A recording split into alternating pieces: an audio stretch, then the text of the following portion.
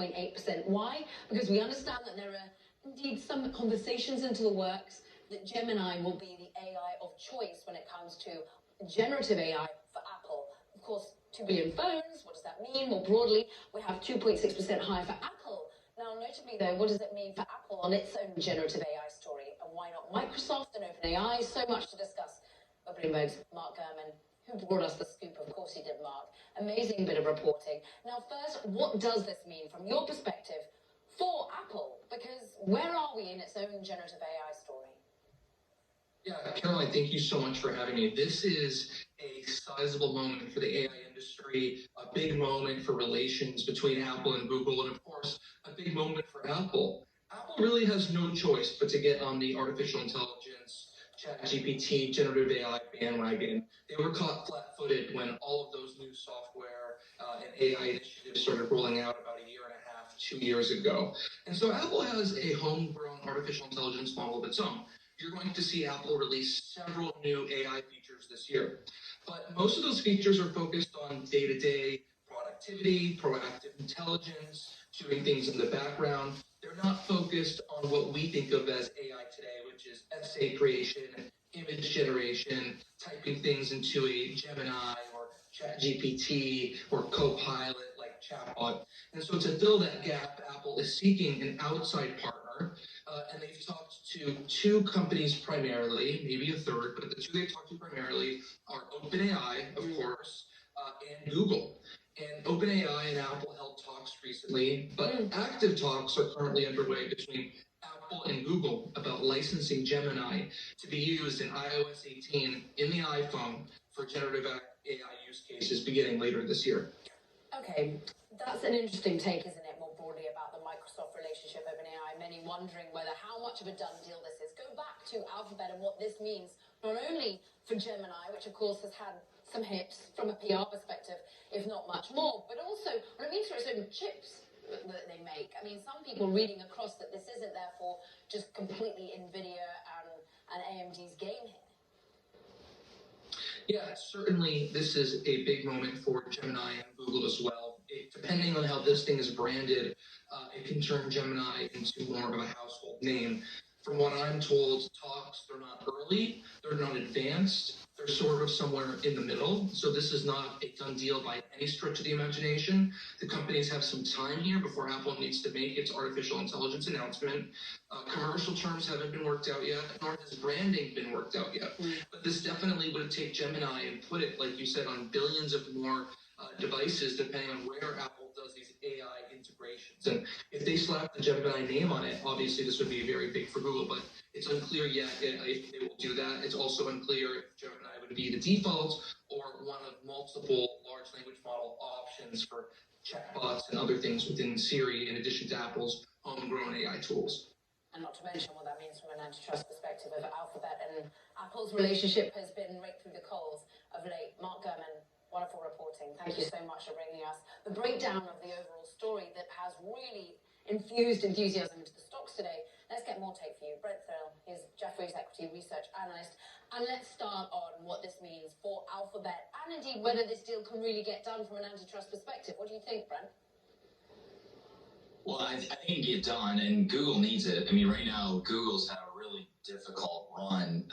It's been an investor story that most investors right now are disappointed with the leadership and obviously the AI launches that they've come out with. And so I'd say in terms of the most negative sentiment, any stock I cover right now is on Google. So they need a good win like this, and they need Gemini to be put on the front burner. And this would be obviously a huge opportunity for them. Whether it happens or not, who knows at this point. But yeah, this is a great opportunity for Google.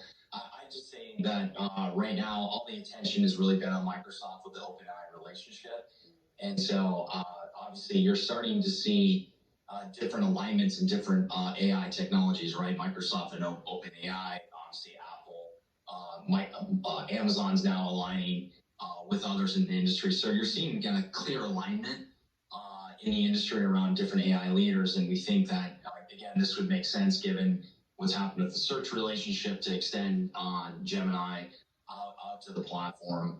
And again, I think the opportunity is great for consumers, which today a lot of these AI agents are kind of difficult to navigate. They're kind of wonky, right? So could Apple and Google seamlessly integrate this into the products? Where I can literally open up my Apple laptop and say, what are my top appointments for today? And the agent can read off what's happening. Today, that doesn't really exist. So there's a lot of integration that can make this really easy for end users and the adoption to take out further for Google. But, Brent, what does it mean more broadly, therefore, on an ability for Alphabet to maintain its market share here? Many have worried that OpenAI, for example, would start to steal away some of the search penetration that it has, but it hasn't so far. It feels like. What do you think about the future? It's early. Yeah. It's very early, and I think why this is so important is, to your point, that everyone's so worried that we're all going to have all these little agents running around. We're going to ask questions. What's the weather like in San Francisco? How's traffic in XYZ from point A to point B?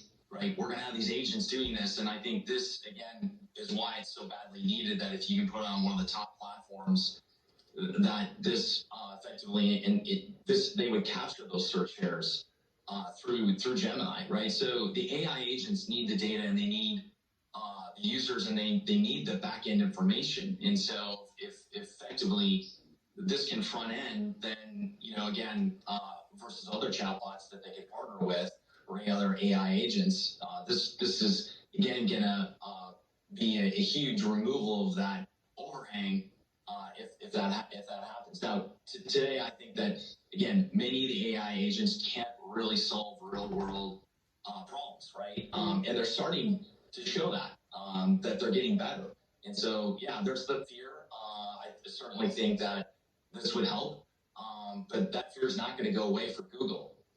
Many of these systems, for example, in ChatGPT, I was in the Atlanta airport last week. I had meetings all day. I didn't know where Chick-fil-A was. You can ask, it's in Terminal A, right? The agents are getting smarter. I don't think it would have probably known that, 6 months ago. But these agents are getting smarter. So that is going to be an ongoing concern for Google. The bigger issue for Google right now is really no CFO.